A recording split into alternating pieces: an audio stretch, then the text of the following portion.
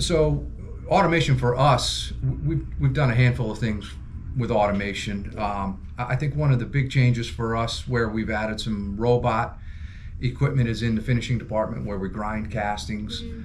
Traditionally, foundry industry, in finishing with iron castings, weight requirements, lift requirements, things like that.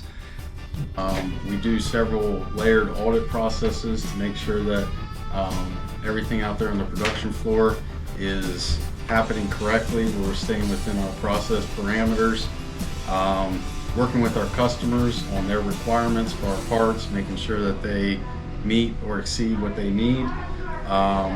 So pretty overall, just general quality and supporting engineering and production as far as their needs. We've also introduced some automation in the foundry itself, pouring aluminum. Again, difficult job, very hard to keep people in, not keep people in the job necessarily, but it's a strenuous job. We have to cycle people in and out because it's difficult to do for an entire day. We put robots in there, again, improved our production and filled some roles that it was difficult to fill.